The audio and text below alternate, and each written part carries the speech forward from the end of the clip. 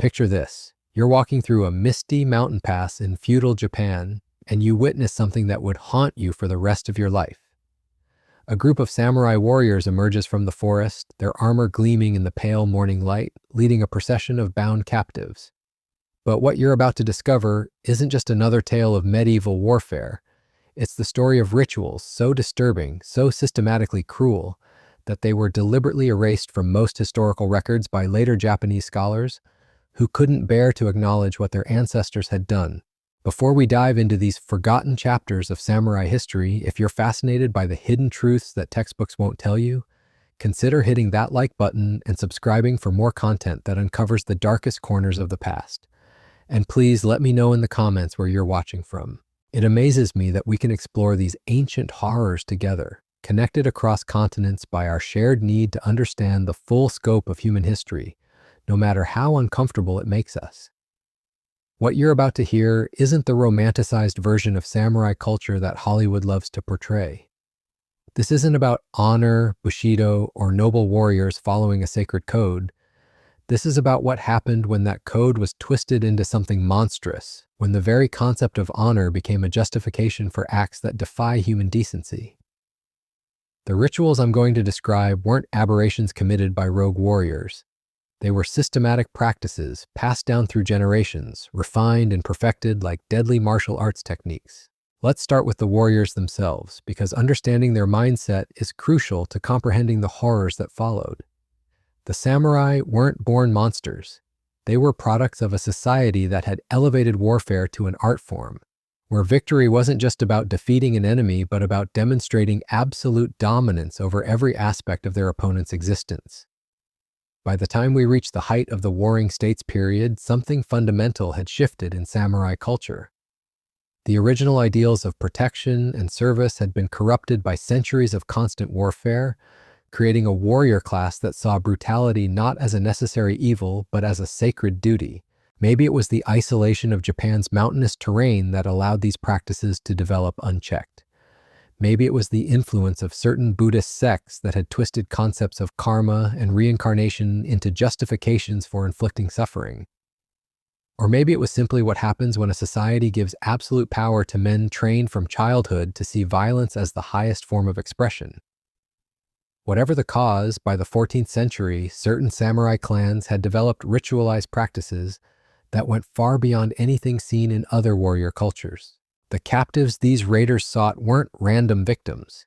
They followed specific criteria that reveal the calculated nature of these rituals. Women of certain ages, from particular social classes, sometimes even those with specific physical characteristics, were targeted during raids. This wasn't opportunistic violence, it was systematic hunting, with the captives serving purposes that extended far beyond simple intimidation or ransom demands. The journey from capture to the ritual sites was itself a carefully orchestrated psychological assault. Captives were forced to march for days through treacherous mountain paths, deliberately chosen routes that would break their spirits before the main events even began. The samurai understood that physical exhaustion and mental anguish would make their victims more compliant, more willing to participate in their own degradation. Ancient texts describe these forced marches as pilgrimages, with the captives being told they were traveling to sacred sites where they would be honored in ceremonies of great spiritual significance. But the true horror lay in what awaited them at journey's end. Hidden deep in remote mountain valleys, far from any possibility of rescue or witness, these warrior clans had constructed elaborate facilities specifically designed for their ritualized practices. These weren't crude military camps or hastily assembled torture chambers. They were sophisticated complexes built with the same attention to detail that samurai applied to their weapons and armor. Stone platforms arranged in precise geometric patterns, wooden structures designed to display human suffering like artwork, chambers equipped with devices that could inflict pain while keeping victims conscious and aware. The rituals themselves were divided into distinct phases, each with its own purpose and methodology. The first phase was always purification, though this term takes on a grotesque meaning when you understand what it actually involved. Captives were subjected to elaborate cleansing ceremonies that stripped away not just their clothing, but every trace of their former identities. Their hair was cut in specific patterns that marked them as ritual participants. Their bodies were painted with symbols that had deep spiritual significance to their captors. These weren't random acts of humiliation. Every mark, every cut, every indignity served a specific purpose in the overall ritual structure. What makes these practices so chilling isn't just their cruelty, but their sophistication. The samurai had studied human psychology with the same dedication they brought to mastering swordsmanship. They understood exactly how to break down mental resistance, how to create dependencies, how to make victims compliant participants in their own torment. They knew which fears were universal and which were culturally specific. They could identify the precise moment when defiance transformed into desperate cooperation. The spiritual component of these rituals reveals perhaps the most disturbing aspect of samurai culture during this period. Many of these practices were justified through perverted interpretations of religious texts, with participating warriors genuinely believing they were performing sacred duties. They saw themselves not as torturers, but as priests conducting elaborate ceremonies that would purify both themselves and their victims.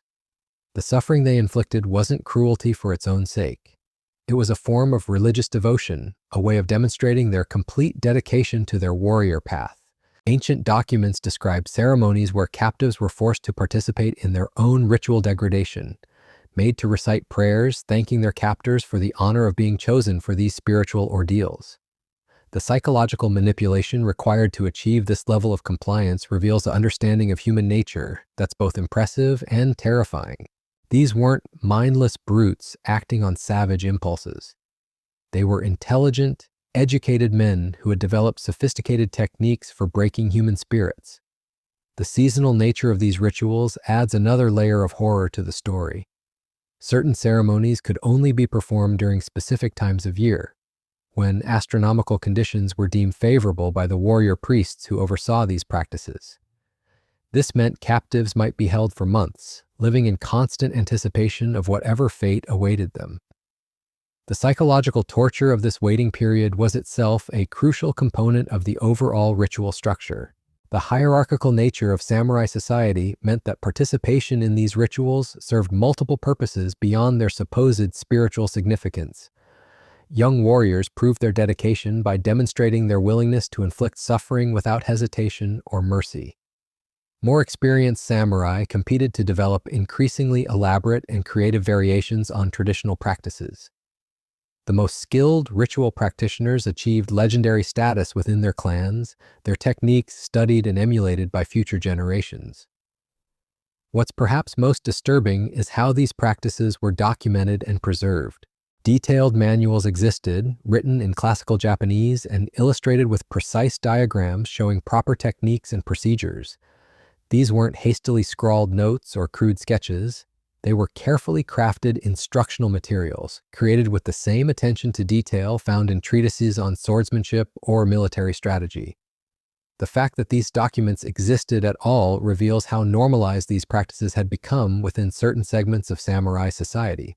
The geographic isolation of many ritual sites served a dual purpose. It prevented outside interference, but it also created enclosed environments where normal social constraints simply didn't exist. Within these hidden valleys, completely different rules applied. The usual hierarchies and relationships of feudal Japanese society were suspended, replaced by systems based entirely on the dynamics of ritualized cruelty. But understanding the full scope of what happened in these remote mountain sanctuaries requires examining specific practices that were so extreme, so systematically dehumanizing, that even hardened warriors from other cultures would have been shocked by their sophistication and cruelty. The methods these warrior clans employed weren't just about physical domination. They had developed psychological techniques that could transform a person's entire sense of self within days. The most insidious of these was something they called the ceremony of broken mirrors, where captives were forced to witness carefully staged performances designed to shatter their understanding of reality itself. These weren't random acts of cruelty, but precisely choreographed theatrical productions that exploited fundamental human fears and desires. Picture being held in complete darkness for days, then suddenly brought into a chamber filled with blazing torches, where you're forced to watch as people dressed as your family members perform acts that mock everything you once held sacred. The psychological impact was devastating, but it was only the beginning. The samurai had discovered that once you destroy someone's connection to their former identity, you can rebuild them according to your own specifications. The rebuilding process was perhaps even more disturbing than the initial breakdown. Captives who survived the early phases found themselves caught in an elaborate system of rewards and punishments that gradually reshaped their behavior and beliefs. Small acts of compliance were rewarded with tiny improvements in conditions. Resistance was met not with direct punishment, but with the withdrawal of privileges the captives hadn't even realized they'd begun to depend on. Over time, victims found themselves actively seeking approval from their tormentors, competing with other captives for the smallest gestures of recognition. What makes this systematic approach so chilling is how closely it resembles modern understanding of psychological conditioning, developed centuries before anyone had formal knowledge of such techniques. These samurai warriors had stumbled upon principles that wouldn't be codified by Western psychology until the 20th century. They understood how to create artificial dependencies, how to manipulate reward schedules, how to gradually shift someone's entire framework for understanding reality. The role of other captives in these rituals reveals another layer of calculated cruelty. New arrivals would discover that some prisoners had been there for months or even years, having been transformed into willing participants who actually helped facilitate the rituals performed on newcomers. These weren't collaborators in the traditional sense. They were people who had been so thoroughly broken and rebuilt that they genuinely believed they were performing acts of mercy by helping to initiate others into the same system that had destroyed their former selves.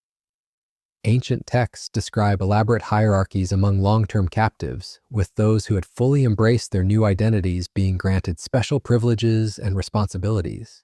They wore distinctive clothing, lived in better quarters, and were allowed to participate in planning and executing rituals. To outside observers, it might have seemed like these people had found ways to adapt and survive. But the reality was far more sinister. They had been transformed into living extensions of their captor's will, human beings who had been reprogrammed to find meaning and purpose in perpetuating the same horrors that had been inflicted upon them.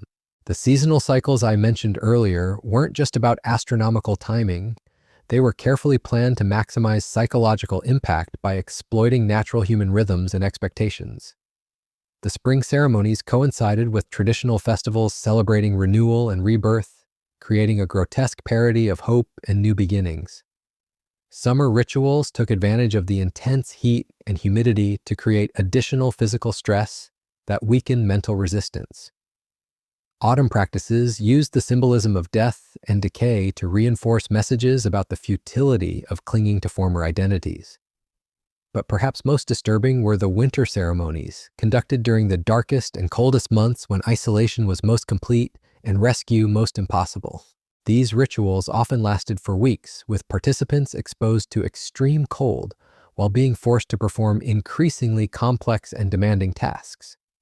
The combination of physical hardship and psychological manipulation created conditions where victims would literally do anything to avoid returning to the frozen darkness of their cells. The documentation of these practices reveals a level of scholarly dedication that's almost academic in its thoroughness. Detailed records were kept of which techniques proved most effective with different types of captives. Variations were tested and refined like scientific experiments. The most successful innovations were shared between allied clans, creating a network of knowledge that allowed these practices to evolve and spread throughout certain regions of feudal Japan. Some of the surviving manuscripts include detailed anatomical drawings showing precise locations for inflicting pain without causing death or permanent disability. Others contain psychological profiles categorizing different personality types and the specific approaches most likely to succeed with each category. The clinical detachment of these documents is perhaps more disturbing than their actual content. They read like instruction manuals for destroying human souls, written with the same dispassionate precision found in guides for caring for horses or maintaining weapons. The training required to become proficient in these rituals was extensive and formal. Young samurai didn't simply stumble into these practices. They underwent years of preparation that began with meditation techniques designed to suppress natural human empathy. They studied ancient texts describing the philosophical justifications for inflicting suffering. They practiced on animals and criminals before being allowed to participate in the more elaborate ceremonies involving captive women. This formal training system ensured that the rituals maintained their sophisticated character rather than degenerating into mindless violence. Each participant understood their specific role in the larger ceremony. They knew when to escalate psychological pressure and when to provide false comfort.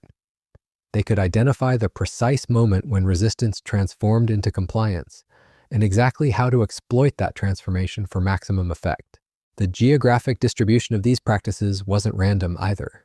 Certain mountain regions became known throughout Japan as places where the normal rules of human behavior simply didn't apply.